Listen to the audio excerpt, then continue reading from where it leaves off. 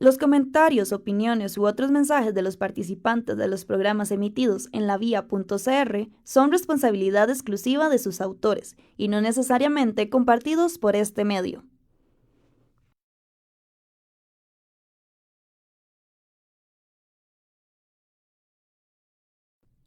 Los comentarios, opiniones u otros... Hola, buenas tardes, muchas gracias por acompañarnos en una edición más de En la Vía del Diálogo, un programa que se transmite en vivo desde los estudios del Campus Creativo, en la sede de la Universidad Latina de Costa Rica en San Pedro de Montes de Oca, y que llega a ustedes gracias al trabajo que realiza el equipo de Produ Latina. Hoy miércoles 28 de agosto del 2019, Catalina González y Jorge Rodríguez les damos la bienvenida y les agradecemos que nos acompañen en el diálogo con Fray Alfonso Martín Molina, juez del Tribunal Eclesiástico, a quien le damos la más cordial bienvenida y le agradecemos mucho por haber aceptado esta invitación. Muchas gracias por la invitación. Bienvenido, Fray. Gracias, muy amables. Buenas tardes.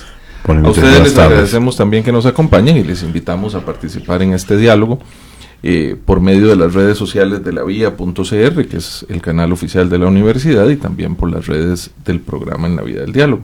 O pueden hacernos llegar sus comentarios o preguntas por medio del WhatsApp 8697-7706. Nuestro invitado de hoy, a quien quiero presentar, es Fray Alfonso Martín Molina Lara. Él es de la Orden de los Predicadores. Estudió Psicología y también Educación, para posteriormente especializarse en Derecho Canónico en Roma. Se ordenó como fraile dominico hace más de 35 años y en su función pastoral ha fungido como formador de seminaristas en varios países de Centroamérica. También fue director del Santuario Nacional de Nuestra Señora del Rosario, patrona de Guatemala.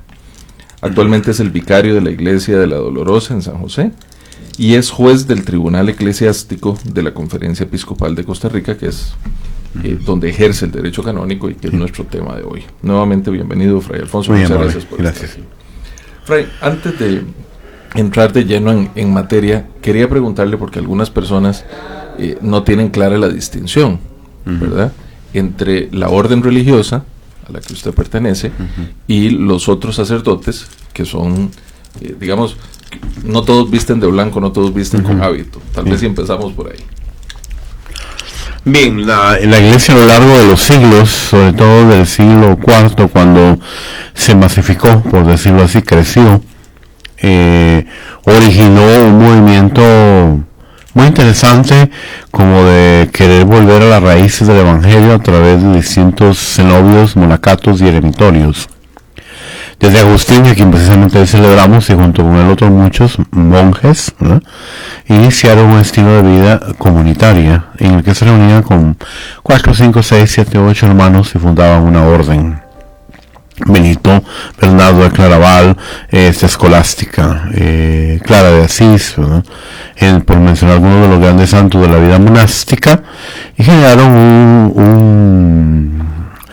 una edificación en donde vivían juntos, trabajaban juntos la tierra o cualquier otro tipo de trabajo manual, ¿verdad?, y se convirtieron en los centros del saber también, de la cultura, de la educación, y que salvaron realmente, como todos conocen por historia universal, los clásicos griegos y toda la historia. Sin la vida monástica eso hubiera desaparecido.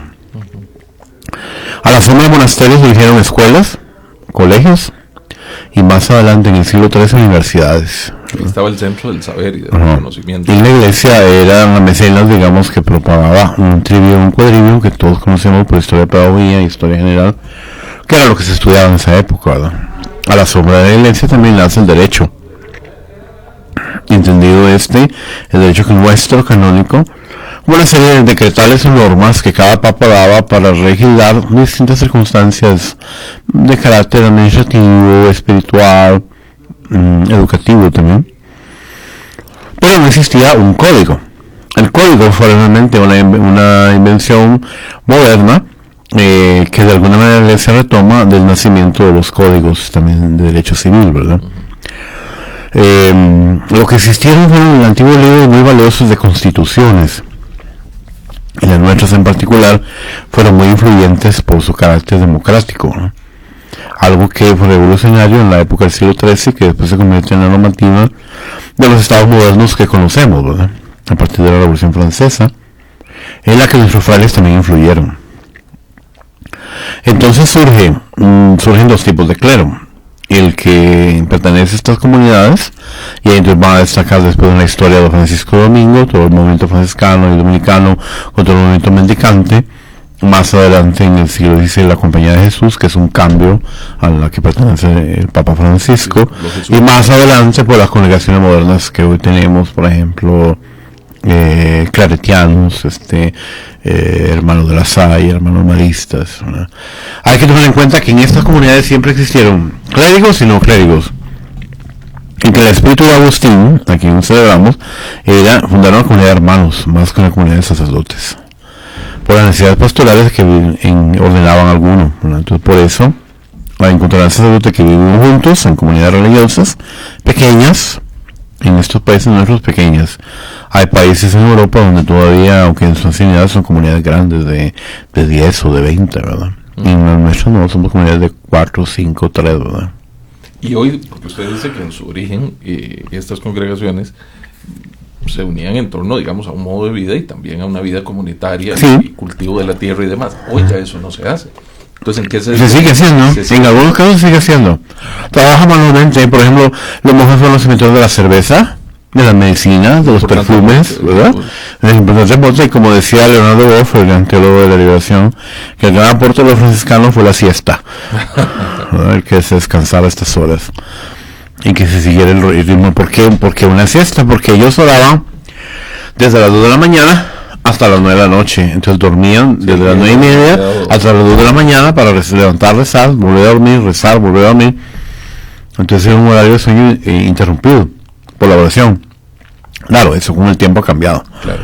En la actualidad, la mayoría de vida religiosa, las que rezan todo, en este caso la vida monástica, hasta donde entiendo, comienzan a las 5 de la mañana. Y tipo 9:30 de la noche, igual que antes, van a la cama a dormir. En la actualidad se dedican muchos igual al cultivo de la tierra. En mi país hay una famosa abadía, la de Esquipulas, un nombre muy conocido por todos, porque es una devoción a un Cristo negro que ha llegado a toda Centroamérica, incluida acá Costa Rica, donde ellos también han sido como los patrocinadores, digamos, del comercio del pequeño pueblo, porque ellos han fundado cooperativas y tienen intervención en casi todos los negocios de esa pequeña ciudad, ¿no? Y por otro lado, entonces nacieron otro tipo de sacerdotes que viven solos y que pertenecen únicamente al obispo y ciudad de la que son. Entonces yo sí estudio acá en el seminario, pero soy de Limón, voy a Limón y trabajo ahí siempre. Soy de Alajuela, estudio en el seminario de acá de San José, pero es uno solo para todo el país. Generalmente eso no solo cuando hay muchísimas vocaciones, entonces sí hay uno para cada diócesis. En relación a todo este tipo de normas de, por ejemplo, cómo abrir un seminario, cómo abrir una vida religiosa, cómo abrir una casa religiosa, fueron surgiendo normas, ¿verdad? Leyes, poco a poco, que se codificaron por primera vez en 1917. Ese código Pío Benedictino, pues son los papas que se llevó la elaboración del primer código moderno, digamos, como el código cualquiera del civil, ¿verdad? Penal, y lo que fuera. Duró en vigencia hasta 1983, y me permito leer las palabras del Santo Padre Juan Pablo II para promulgar el que actualmente todavía tenemos, que también ha sufrido reformas, pero voy a explicar después cómo. La ley de la Sagrada Disciplina dice: la Iglesia Católica las ha ido reformando y renovando en los tiempos pasados a fin de que en constante fidelidad a su divino fundador, que es Cristo, se adaptasen cada vez más mejor a la misión salvífica que les ha sido confiada, movido por este mismo propósito y dando finalmente cumplimiento a las expectativas de todo el orden católico. Dispongo que hoy, 25 de enero de 1983, la promulgación del Código de Derecho Canónico, después de su revisión, y al hacer esto mi pensamiento se dirige al mismo día y año, en 1959, cuando el Papa Juan XXIII, de grata memoria para todos, por la reforma que hace de la Iglesia Católica y la modernización que ella vive a través de sus ideas y su pensamiento, se anunció por vez primera la decisión de reformar el vigente corpus de las leyes canónicas que había sido promulgado en la solemnidad de Pentecostés del año 1917. Entonces, para nosotros hay leyes sagradas de inspiración divina que lo podemos cambiar, como por ejemplo los 10 mandamientos por todos conocidos, ¿verdad? Lo que lógicamente comulgamos con la religión judía. Y otras leyes, aquí llamadas de la Sagrada Disciplina, que son del depósito de la fe, que aunque no están reveladas directamente, se consideran que no se pueden cambiar. Y es donde entramos en el conflicto que siempre nos preguntan, bueno, ¿y por qué no hay mujeres sacerdotes? ¿Por qué no aceptan divorcio? Este tipo de cosas, ¿no? Porque si aparecen, por ejemplo, en algunas diaconisas, en unas figuras ministeriales en la palabra de Dios, porque en el Antiguo Testamento se habla de un divorcio, ¿no? Y porque la iglesia no lo acepta. Entonces, precisamente porque hay una convicción profunda que según nuestra fe atribuimos a Jesucristo a través del texto del evangelista, donde dice que él no acepta el divorcio, ¿no? Está muy claro en el evangelio, ¿no? Como palabras que consideramos que no podemos cambiar. Pero el Papa Francisco ha hecho un gran esfuerzo, creo, por abrirnos y por replantear cómo solucionar la situación de muchos de nuestros divorciados, ¿verdad? Que por eso incluso dejan la iglesia católica y se hacen cristianos de otras ramas, porque toda iglesia cristiana, toda protesta, por decirlo, toda reforma nace por el divorcio. Desde la primera. Con Enrique, el famoso caso que vemos en películas, ¿verdad? Claro. En la historia, por el divorcio de Enrique con Catalina de Aragón. Y así que la mayoría, su primera normativa es que el matrimonio no sea un sacramento para siempre, sino que sea una simple bendición repetible, las veces que usted quiera, ¿verdad? Con sus matizaciones, ¿verdad? Porque si usted pregunta si es un testigo de Jehová o un mormón, hará sus puntualizaciones, ¿verdad? Sí. Entonces, Fray, de alguna manera, el derecho canónico recoge, digamos, una gran variedad de normas. Sí. No es solo lo que podríamos pensar un derecho de carácter administrativo. No, es un derecho en todas las ramas. Por ejemplo, en primer lugar hay un libro primero que habla de las normas generales, después entramos al pueblo de Dios, en él se abarca todos los campos, o sea, los laicos, todos ustedes que no son clérigos, y los clérigos, la formación de los seminaristas, el Papa, los obispos, de todo eso, constituye la constitución jerárquica de la Iglesia Católica, para entrar, por ejemplo, a un libro que habla sobre la función de enseñar, la función de predicar, ¿no? Un libro que habla, el libro quinto, sobre cómo se manejan los bienes, las cuestiones económicas, ¿no? Un libro sexto y séptimo, que son los más interesantes, donde viene toda la cuestión del proceso de nulidad, de los procesos, podríamos decir, de juicios, por decirlo así, ¿verdad? Y sobre todo el libro de la cuestión penal, ¿verdad? Las penas en la iglesia.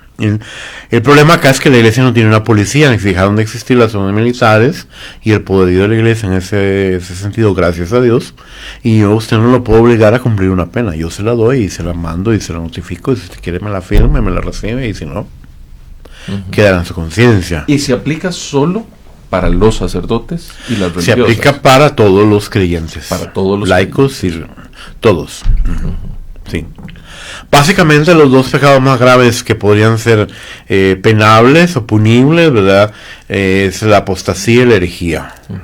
La apostasía en el sentido de que usted se separa y niega totalmente la verdad de fe, y la herejía, pues que sería usted, digamos, que esté predicando en favor de cosas que la iglesia considera no aceptadas, ¿verdad? Por ejemplo, el aborto, qué tipo de cosas que están controversial, la pena de muerte, esas cosas que en este momento son tan controversiales, ¿verdad? Porque hay muchas personas que abogan por esto, ¿no? Como un derecho humano, ¿no? Claro. La iglesia comprende claramente que sí, que cualquier persona tiene derecho, pero recordemos que a nosotros tenemos un sentido inverso al de ustedes, los juristas civiles, en el que priva primero los derechos y después los deberes. La ley canónica primero priva los deberes y después los derechos. Entonces, para ser católico, comencemos por definir qué es un católico. En el canon 90, en que estamos todos incluidos, ¿verdad? Religiosos, sacerdotes y laicos. El canon 96 da definición de qué es un católico. porque dice que la condición canónica de persona física, ¿verdad?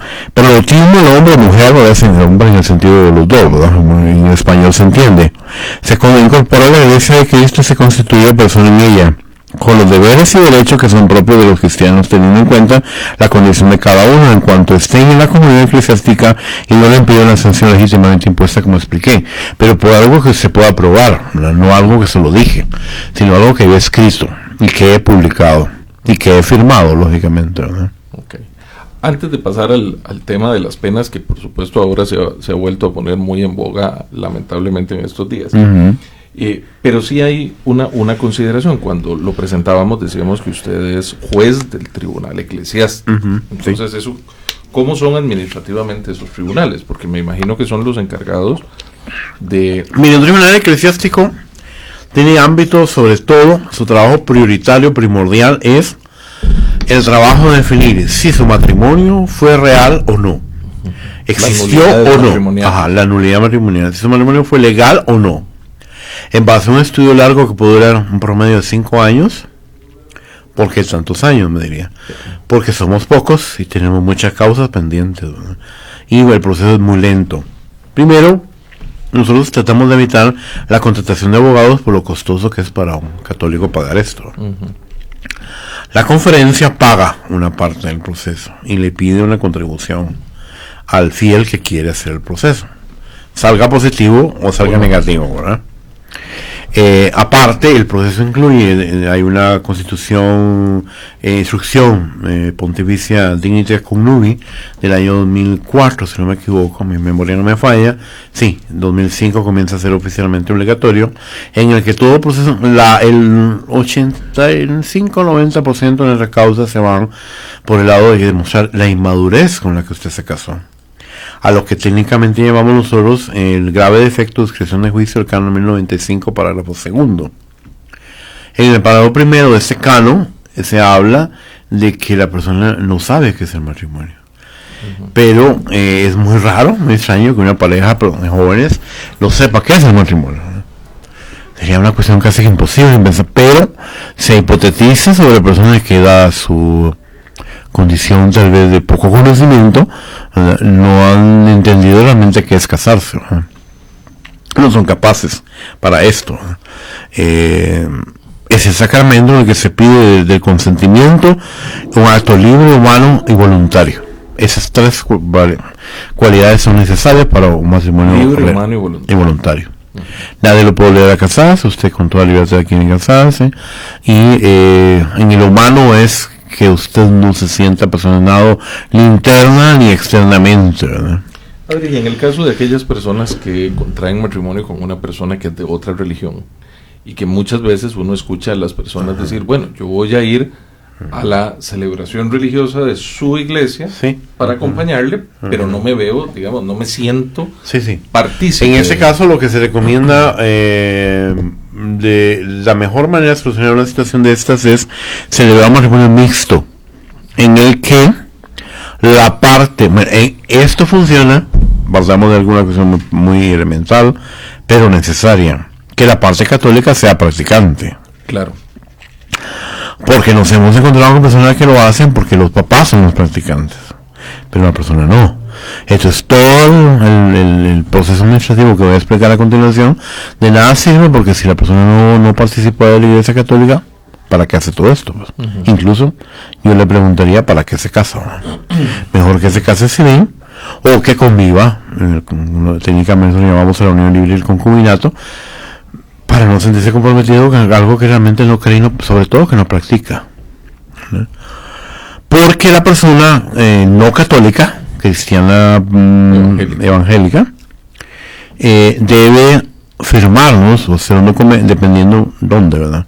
Aquí ya lo simplificamos, en el mismo expediente hay una serie de muchas preguntas sobre cómo se conocieron, cómo fue el noviado, todo. Se pregunta todo. Una investigación bastante seria, como unas 2 horas, y al final, en la parte posterior del folletito, la persona firma aceptando, respetar la fe católica de la otra parte católica, la contraparte católica, digamos, y aceptando que los hijos sean educados en la fe católica.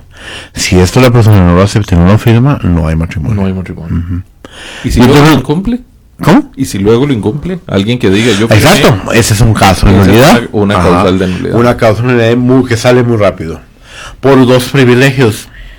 El paulino y el petrino, ¿verdad? Uno es que en mi cultura yo pude haber tenido varias esposas, ¿verdad? Uh-huh. Lógicamente en nuestras culturas occidentales y sobre todo hispanoamericanas eso no existe, pero lo que tenemos que decir legisla para todo el mundo y culturas donde sí se le pide, bueno, usted se quiere bautizar, bueno, escoja cualquiera. Lógicamente la iglesia le recomienda que se quede con la primera y asegure la manutención de las otras 5 o 6 mujeres que en su cultura, ¿verdad? Y legislación civil puede estar casada la persona, ¿verdad? Pero si es católico, tendría que dejar a esas 5, si era católico, se bautizara católico, ¿verdad? Tendría que dejar a esas 5 personas, ¿verdad? Y el petrino en relación a que no creía, pero ahora creo, ¿verdad? Entonces, como creo, me quiero casar con una creyente, entonces se consideran nulos el matrimonio anterior con la persona que no creía en la fe católica, ¿no? A esto hay que también explicar que hay muchas variantes con los 22 otros ritos, que por supuesto no me sé de memoria, de la religión católica en la parte oriental, que son católicos, pero de rito maronita, de rito melquita, de rito bizantino, ¿verdad? Sí. Entonces, somos católicos, pero ahí el asunto es cómo celebramos la fe. ¿Y cómo conceptualizamos la fe? ¿Se aplica el mismo código? No, hay otro código. Hay otro código especial. Que el Papa Juan Pablo II aprobó en 1990, no recuerdo esa fecha exacta, para esas iglesias. De esas iglesias y de la iglesia ortodoxa, que es una iglesia bastante cercana a nosotros, en la que el asunto de la separación no fue una cuestión de matrimonio, una cuestión puramente política, en que ellos querían obedecer al emperador, no al Papa, en el 1054. Que básicamente es en ese año, en esos años que surge el primer decreto, el famoso decreto Tamepsi, que es como el primer documento histórico que tenemos, ¿verdad? De legislación, de decretales unidas, ¿verdad? En alguien que hizo, bueno, hagamos un folletito y ese manuscrito, ¿verdad? De todo lo que los papas y las dos anteriores han dicho. En el 1054 por ahí. De ahí en adelante existieron muchas decretales y colecciones de decretales. Ahí estuvo, por ejemplo, un santo nuestro muy famoso, Raimundo de Peñafort, tratando de crear como una colección de decretales, pero no existió un código hasta el siglo XX. En 1917. Y lo promulga el Papa. Sí, lo promulga el Papa. En el actual, el Papa no ha querido pedir otra vez toda una revisión, sino que lo que ha hecho es, por poner el ejemplo, el canon 750, que me permito leerle para explicarle en el ejemplo que voy a poner, ese canon fue reformado. Y dice lo siguiente: se ha de creer con fe divina y católica todo aquello que se contiene en la palabra de Dios escrita o transmitida por tradición, es decir, y en el único depósito de la fe encomendado a la Iglesia, y que además es propuesto como revelado por Dios, ya sea por el magisterio solemne de la Iglesia, ya por su magisterio ordinario universal, que se manifiesta en la acumulada adhesión de los fieles bajo la guía del sagrado magisterio. Por tanto, todos están obligados a evitar cualquier doctrina contraria. Hasta aquí decía. Benedicto XVI agregó esto. Para eso hizo un motu proprio, que es un documento en el que él, como su legislador supremo de la Iglesia, consultando a algunos cardenales, él reforma y agrega o cambia este código. Entonces él agrega este párrafo: no hace muchos años. Asimismo, se ha de aceptar y retener firmemente todas y cada una de las cosas sobre la doctrina de la fe y las costumbres propuestas de modo definitivo por el magisterio de la Iglesia, saber aquellas que son necesarias para custodiar santamente y exponer fielmente el mismo depósito de la fe. Se opone, por tanto, a la doctrina de la fe católica a quien rechaza dichas proposiciones que deben retenerse en modo definitivo. Y este parágrafo nace porque algunos obispos se reunieron en un barco en Europa en el 2004 o 2005, creo, por ahí, en esos años, y ordenaron mujeres. Entonces él mandó a hacer eso para decir que no, porque yo sé que la Iglesia es acusada de patriarcalismo, ¿verdad? Pero es que eso es normal, o sea, para nosotros es normal, para nosotros porque es normal, porque somos hijos de una religión judía que es mucho más patriarcal que nosotros y mucho más machista que la Iglesia católica, ¿verdad? La Iglesia católica ha hecho muchos esfuerzos en la actualidad hinchada del concilio desde el 50 años por abrirse a darle a la mujer otro papel, ¿verdad? Y Francisco en eso es muy, muy incisivo, ¿verdad? De considerar, por eso incluso se atrevió a crear una comisión para ver si en algún momento se pudiera resucitar esas diaconías a las que se referencia el Nuevo Testamento, para que mujeres fueran posiblemente diaconisas, como lo hubo originalmente en los primeros siglos, ¿no? Con las funciones propias de un diácono, que siempre va a ser el cuidado de los pobres, de la catequesis y de los matrimonios. No tiene todas las funciones que tenía el presbiterado, pero sí tiene funciones que para la iglesia son muy importantes, ¿no? Y que una mujer podría realizar, ¿no? En ese sentido, en el caso de las normas ciudadanas, ¿verdad? El derecho civil, el derecho penal, el derecho administrativo, la realidad de alguna manera va planteando la necesidad de actualizar esas normas. No ocurre igual en el caso de la iglesia, por eso es y no que se enfrenta en este caso el libro, voy a hacerle referencia mejor ordenadamente a esos libros que me quedan pendientes para explicar que precisamente son esos libros los que se están en estudio ya para reformarlos. Vamos a hacer entonces un repaso. Dijimos, libro primero, las normas generales; libro segundo, el pueblo de Dios; libro tercero, bueno, en el pueblo de Dios, en los laicos, está la constitución jerárquica, de lo que dije, la suprema autoridad de la iglesia, el Papa; las iglesias particulares, la vida consagrada en todas sus formas, ¿verdad? La sociedad de vida apostólica; libro cuarto, la de santificar, de aquí vienen sacramentos; libro quinto, como expliqué, los bienes materiales de la iglesia; libro sexto, las sanciones; libro séptimo, los procesos.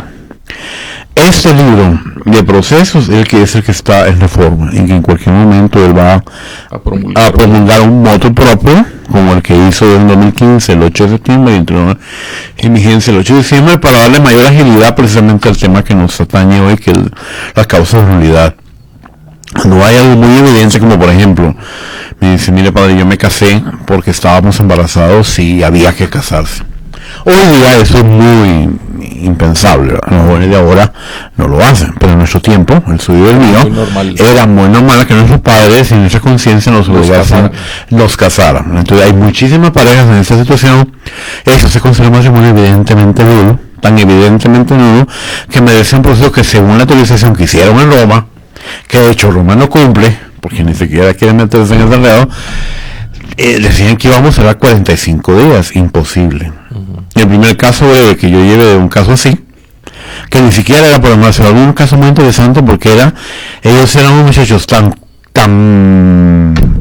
¿cómo decirlo?, tan comprometidos con la iglesia, que todos decían que eran la pareja perfecta, que eran el ejemplo del grupo juvenil, y que se tenía que casar, y se casaron. Pero no era por la presión externa religiosa, tanto de papás como de amigos y el grupo religioso al que pertenecía, pero no era que realmente ellos quisieran casarse y se amaran realmente, ¿verdad? Por eso es que es necesaria una pericia psicológica, y esa lógicamente hay que pagarla. ¿no? Entonces eso es importantísimo, porque eso da claridad de que un perito, un psicólogo, diga sí, la persona en ese momento, en esa edad, en esa circunstancia, después de una entrevista clínica, de aplicarle todas las baterías test que pedimos, tenía una grave nivel de inmadurez para casarse. Había un vicio en la voluntad. Entonces, había un vicio en la voluntad. ¿Y si hubiera habido hijos, como en el primer ejemplo que usted ponía? Digamos que no, es que en ningún momento ninguna nulidad afecta a los hijos. Los hijos siguen siendo hijos, siguen siendo hijos legítimos, exacto. Se anula el vínculo. Se anula el vínculo. Y los papás, que de hecho los hijos ni siquiera los aceptamos como testigos, excepto que usted lo pida, y porque ese hijo, cuando lo conoció usted casándose con esa mamá, era ya adulto. Era un hijo suyo de una primera relación. Exacto. Pero si son hijos de la relación, y sobre todo si son menores de edad, y aunque fuera menor de edad, no conviene, porque consideramos que una parte a la que la ponemos en la disyuntiva de que a quién, cuál es la verdad, ¿verdad? Lo que dice mi mamá o lo que dice mi papá, ¿verdad? Entonces, ¿Y el tribunal es unipersonal o lo constituyen varios jueces? A ver, en teoría un tribunal se constituye con mínimo con 3 o con 5 jueces, porque en teoría todos los tribunales del mundo se celebra por 3 jueces. Los 3 leen la causa, los 3 la estudian, los 3 hacen un resumen escrito, lo dialogamos, lo votamos, y después el ponente es el que redacta el resumen de los 3. Costa Rica desde 1988, no recuerdo toda la fecha, no traje una causa como para dársela, goza de un privilegio que es el único país en Centroamérica que puede tener un juez. Yo soy un juez único. Unipersonal. Unipersonal, sí. Pero la norma común es que no, sean 3. Y no hay excepción para, digamos, en razón del número, el tipo de sanción que se vaya a ver. O sea, usted tiene la condición. No, para esto, para nulidad. Para nulidades. Sí, solo para nulidades. Okay. Sí, para las demás cosas no. Por ejemplo, si yo voy a ver una cuestión penal o de sanciones, siempre van el voto del obispo, que redacta, si el obispo no es un canonista, le asesora un canonista, y la opinión de 2 más. Que esos 3 votos no se hacen un resumen, sino que esos 3 votos se mandan a Roma. Roma los lee con todas las declaraciones y pruebas, etc. Todo ese legajo va al Vaticano, ellos lo estudian en el Vaticano, dependiendo qué falta sea, porque no todo va al mismo lugar, tiene la misma gravedad. Entonces todo eso va al Vaticano, en el Vaticano no regresa con una decisión hecha o una sugerencia, prácticamente, que debemos cumplir, y ya. Y es de acatamiento obligatorio. Por supuesto, claro, sí. Y estas instancias ninguna tiene apelación. Todas tienen apelación, pero usted tiene que tener dinero para ir a Roma y contratar a un abogado en Roma. Todas. Igual su nulidad, pero usted tiene. Es una nulidad. O sea, pero la única instancia de apelación es en Roma. No. Depende de qué. Depende. De penales en Roma, de nulidades aquí. Cada país, cada provincia eclesiástica tiene una segunda instancia.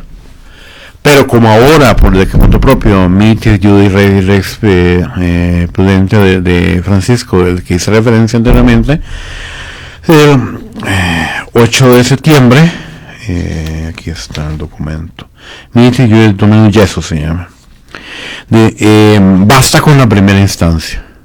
Si yo como juez declaro que ese matrimonio nulo, basta. De todo modo, si la otra parte quisiera mantenerlo, o sea, ahí podría. No. Ahí no. Ahí ya no, porque de todo modo la otra parte salió con ventaja, porque ese matrimonio también es nulo, no es como lo civil que para uno sí, para el otro no sé cómo sea, ¿verdad? Pero el caso nuestro es nulo para los dos. Con la única desventaja que como la otra parte generalmente en un alto porcentaje no participa, debe hacer el proceso que la parte interesada hizo, ¿verdad? Que es ir con el psicólogo y ver todo el estudio. Entonces ya después. Pero sí le vincula lo resuelto. Lo vincula totalmente. Incluso es muy divertido porque yo recuerdo un caso que lógicamente no puedo decir el nombre. Muy divertido digo porque fue mío y la persona nunca dijo ni contestó nada. Se notifica por correo 1, 2, 3 veces. A la tercera ya se decide decirle, bueno, se declara ausente. Se inicia el proceso sin la participación. Okay. O sea, el proceso, explico ordenadamente. Primero hay un cuestionario.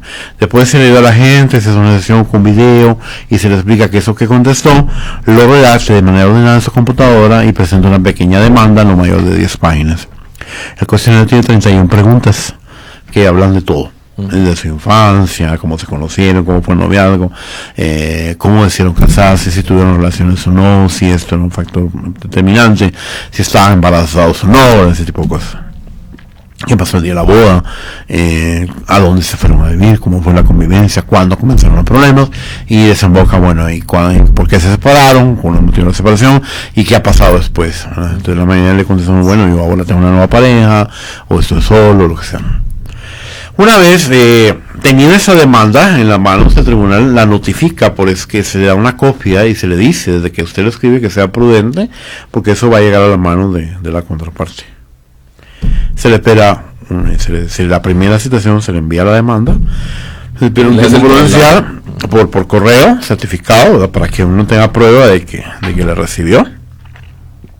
La segunda, y después de la segunda, si ya ha pasado, y a veces perdemos en esto hasta casi un año, casi un año, porque que va y viene, y como tengo muchos casos, y esto lleva varios meses.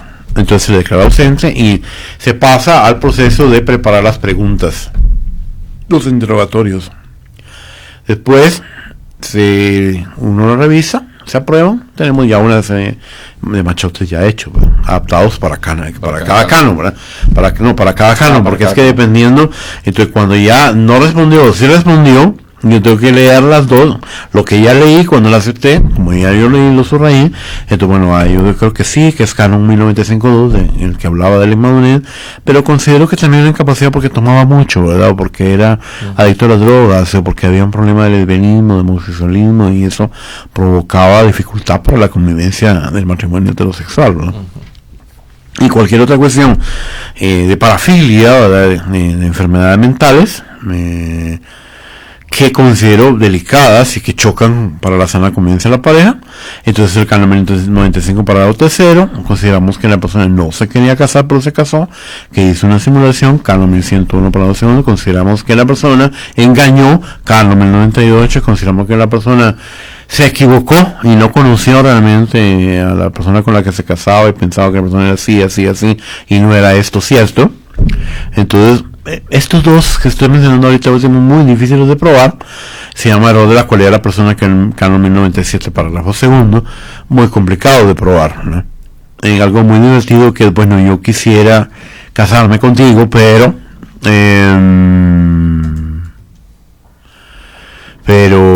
si recibo la herencia de tu familia, ¿verdad? O en fin, cosas así. Estos cánones tienen ya una serie de preguntas, le preparamos un cuestionario, pasa a la fila de las audiencias con los notarios, que tenemos los 12 compañeros laicos que trabajan con nosotros, ellos son los que se encargan de entrevistar a los testigos, al demandante de la convenida, o convenido, ¿no? Él o la demandante. Una vez que se termina el proceso de la toma de declaraciones, yo pido la pericia, entonces se nombra un perito, que ya hemos entrenado nosotros, porque es lo que queremos, que es lo que buscamos, ¿verdad?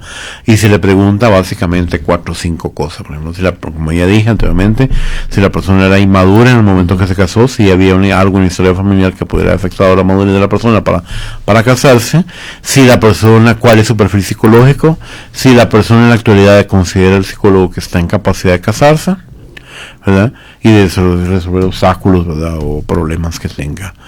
Una vez hecho este proceso de pericia, se le da apertura a un proceso de 30 días en el que la persona llega a leer las actas, ¿verdad? Y si hay algo que usted me da de prueba que puede ser muy contraproducente, porque han tenido divorcios muy conflictuados, ¿verdad?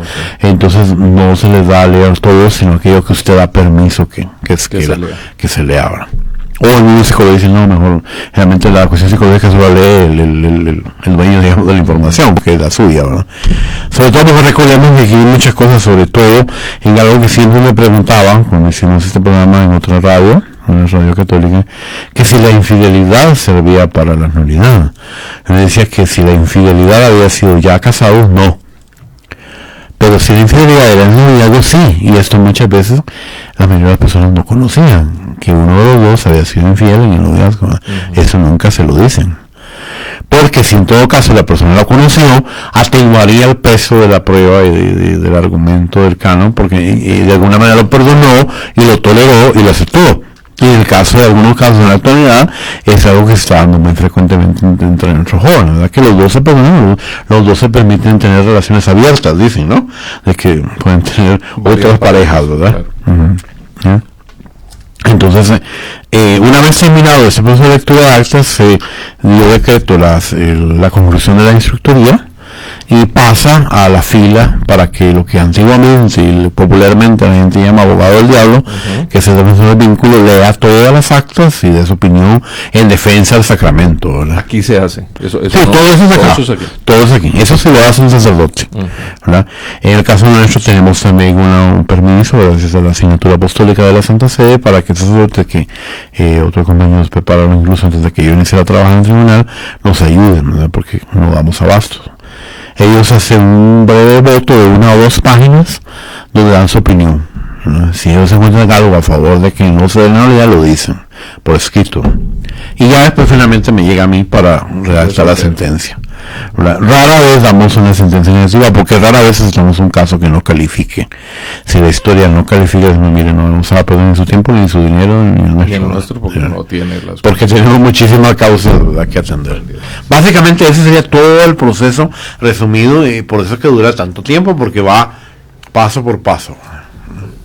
Le agradecemos mucho a Fray Alfonso que nos explique esto. Vamos a hacer una pausa y regresamos para hablar de la segunda parte sobre el tema de las sanciones y los procesos.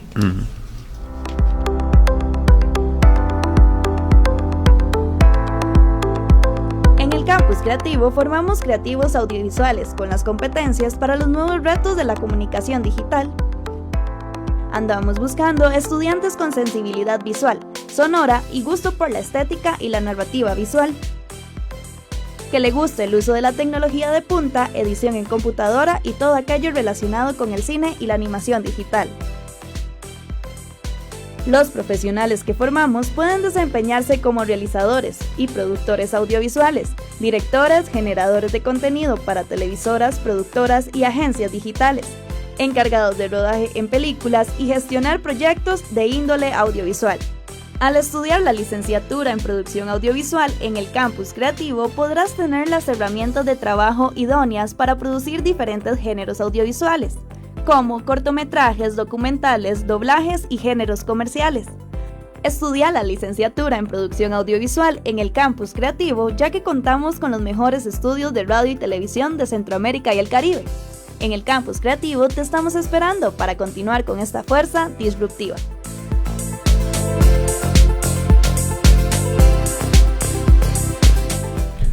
Continuamos en la vía del diálogo. Conversamos hoy con Fray Alfonso Martín Molina Lara, de la Orden de los Predicadores, y en su condición de especialista en Derecho Canónico y juez de el Tribunal Eclesiástico de la Conferencia Episcopal de Costa Rica, que nos ha hecho un muy buen repaso de lo que significa el derecho canónico y en particular el tema de las nulidades. Antes de pasar al siguiente tema, quiero saludar a nuestro buen amigo don Alejandro Ugalde, coordinador de Derecho, que le manda también muchos saludos. Gracias. Fray, está sobre la mesa y muy en el ambiente la discusión de todos los casos en los que presuntamente ha habido una posible acción delictiva, ¿verdad?, por parte de algunos sacerdotes, y particularmente en algún caso reciente, en donde pudo haber habido una falta, respetando el principio del derecho de inocencia, en relación con personas que han presentado denuncias en el mundo de lo penal, ¿verdad?, o sea, en los tribunales ordinarios penales. Y alguna gente se ha preguntado, bueno, ¿por qué si esto presuntamente se sabía, o en otros casos en que se ha sabido faltas graves que se consideran en términos sociales, por qué la Iglesia, sobre todo si tiene un tribunal, no ha actuado, no ha sancionado, no ha hecho? ¿Verdad? No me refiero al caso en concreto, sino en general, cuando la gente dice eso. ¿Y por qué pasan esas circunstancias?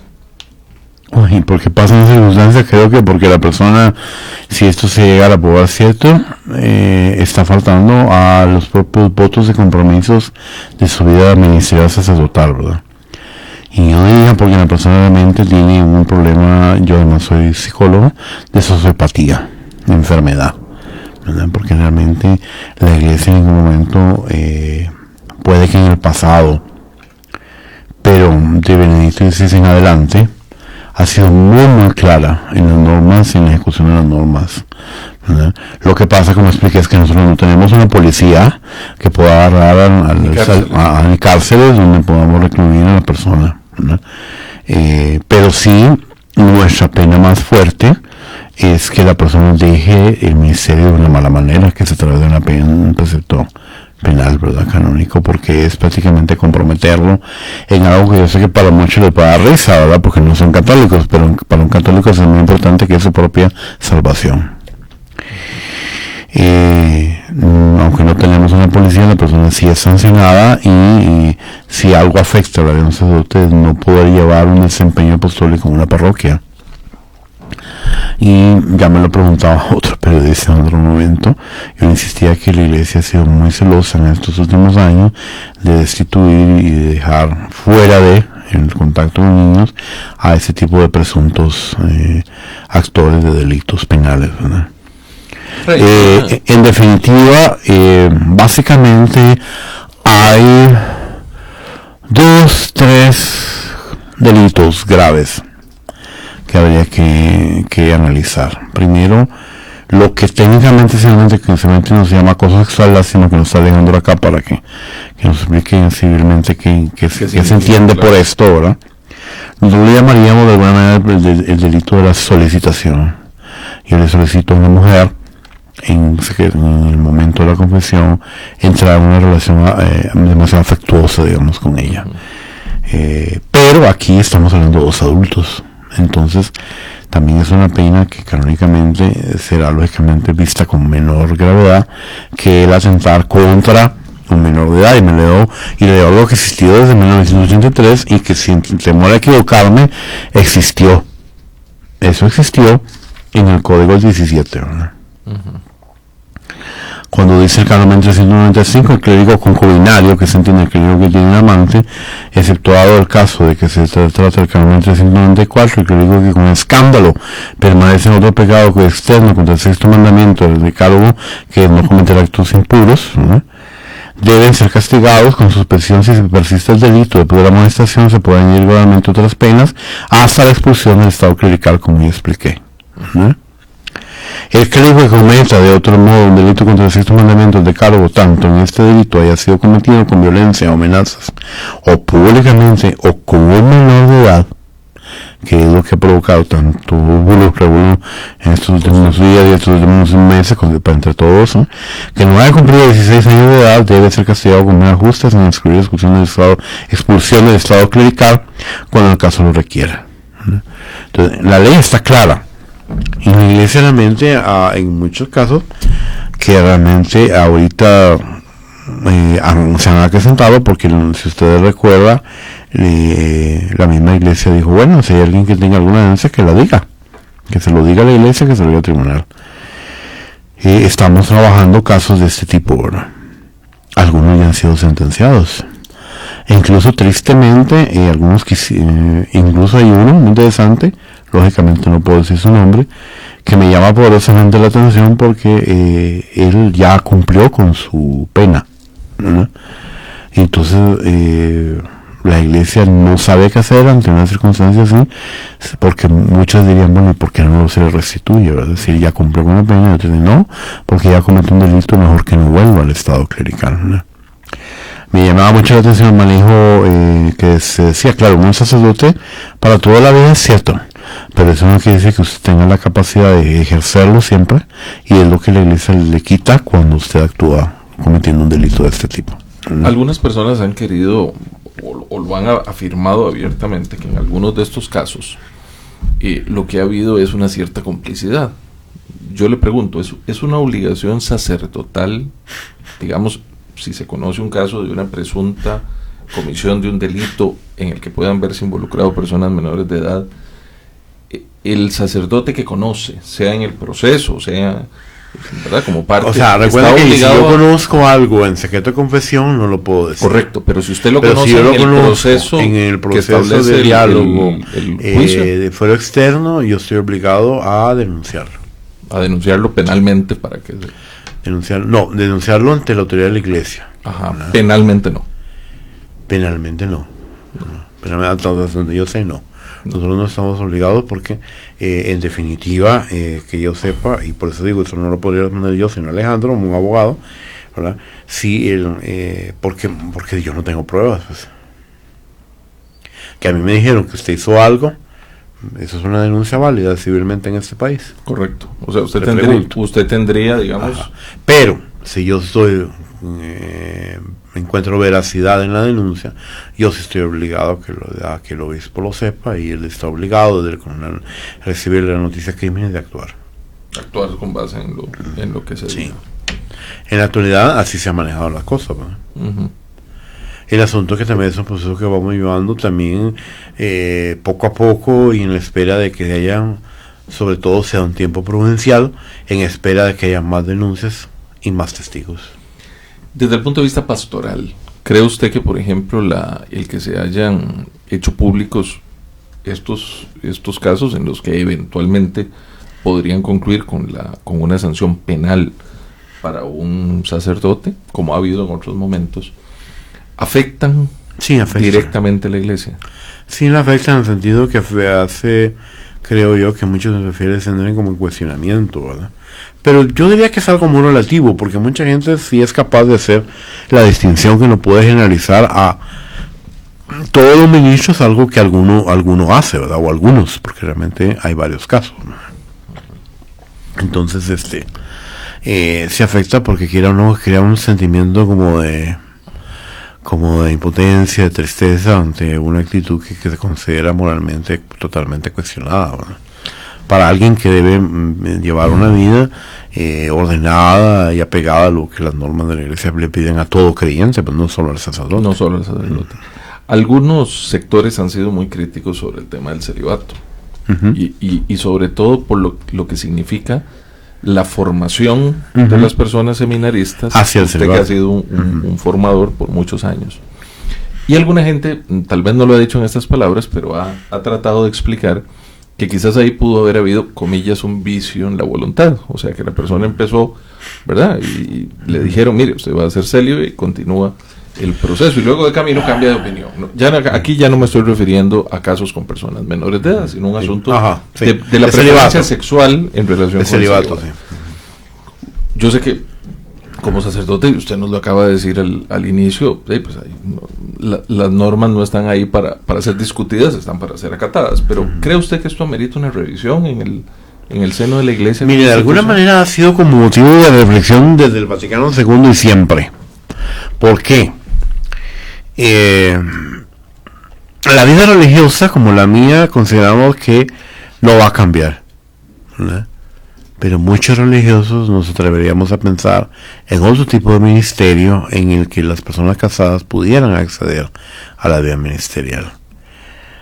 Pero esto provoca mucha reacción entre sectores muy conservadores de la iglesia que no quieren, que tienen miedo, porque es el peso de la tradición realmente, el peso, como expliqué anteriormente, de ser una religión en donde el sacerdote está dedicado totalmente a la vida pastoral y parroquial o a la vida educativa, y no lo ven, ¿verdad?, como posibilidad, ¿verdad?, que él pueda tener una familia. Pero, por ejemplo, en la experiencia de las iglesias católicas orientales, como en la iglesia ortodoxa, como en la iglesia anglicana, la gente pues ve bien que haya lógicamente un manejo muy ordenado de los bienes, en donde se distingue qué es de la parroquia y qué es de la familia del párroco, ¿verdad? Eso también estuvo en el origen de la preocupación. Y viven, ¿verdad? Y viven. Entonces, claro, es que recuerda que el celibato se convierte en obligatorio por eso, porque de alguna manera era un problema de distinguir estas cosas, pero en la actualidad es simple. La persona tendría que ver, la diócesis que llegara a aceptar ese tipo, yo dudo mucho que eso lo podamos ver pronto, ¿verdad? Una situación como la que estoy explicando en las iglesias ortodoxas o anglicana, episcopal o en las mismas religiones nuestra católica del Oriente, un cierto ordenamiento administrativo que permitiera distinguir qué es suyo como patrimonio de familia y qué es de la parroquia. Sí, porque en este momento, lógicamente casado con una persona practicante de la misma religión nuestra, ¿verdad? Claro. Pues sería lógico que se involucrara las mismas normas de la iglesia que se establecen. Yo lo veo muy difícil porque hay mucha controversia y porque pesa mucho más la tradición de decir no cambiemos. Hay mucho miedo en ese sentido a abrirnos a nuevas experiencias. Para nosotros la vida religiosa es mucho más fácil porque nosotros vivimos juntos, entonces es más fácil cuidarnos, acompañarnos, darnos cuenta cuando algún hermano está enamorado y decirle, bueno, pensá que querer, ¿verdad? Si quiere seguir o no, para nosotros es muy normal. Hemos perdido como 10, digamos, que se han casado. Que les ha ganado el amor. Que les ha ganado el amor y ya tienen hijos y los invitamos, ¿verdad?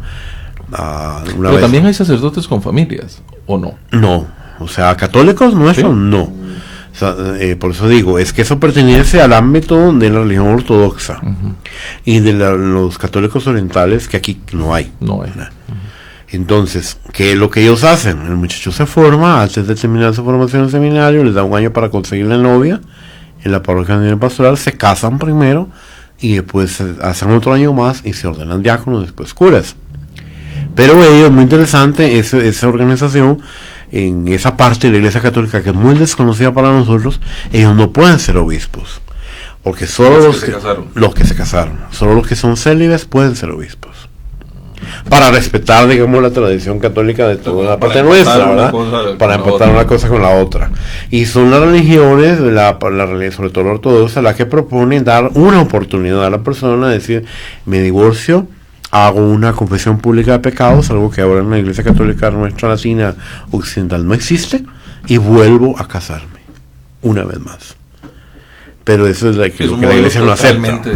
Totalmente distinto, sí. Pero en la Iglesia, yo creo que hasta que realmente no lo veamos sin ministros, porque ya no hay vocaciones célibes, la Iglesia va a tener que verse obligada a replantear qué vamos a hacer. Y ahí le quería preguntar, en algunos momentos he escuchado a algunos de sus colegas decir que hay problemas con las vocaciones. Nosotros tenemos, todos tenemos problemas, no problemas, lo que tenemos es que hay menos número de vocaciones. O sea, que ha disminuido la cantidad de las vocaciones. Mire, aquí se da un fenómeno muy particular, muy extraño.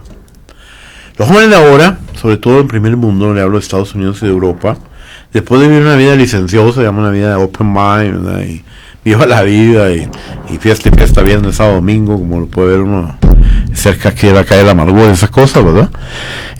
Como que se cansan de esa vida así sin sentido y pues tomando, fumando, droga, lo que sea, buscan órdenes religiosas muy conservadoras, se van al otro muy estrictas, ¿no?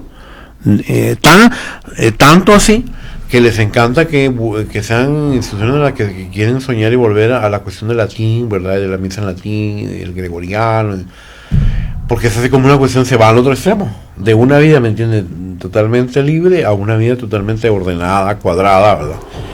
Con horario, con normas muy precisas, con normas muy estrictas. Entonces, esas son las instituciones que tienen vocaciones, paradójicamente. Y esto se da en el primer mundo, cosas que suenan rarísimo, pues. Muy extraño. Estados Unidos, la misma Europa, ¿no? En cambio, en el caso nuestro, que la mayoría de nuestras zonas son mucho más misioneras, mucho más abiertas, pues estamos teniendo, pues yo no diría un mal número en este caso, tal vez tenemos 20, 30, 40. En formación. Cada orden. Eso le iba a preguntar, en el caso de las órdenes. Cada orden tiene su casa.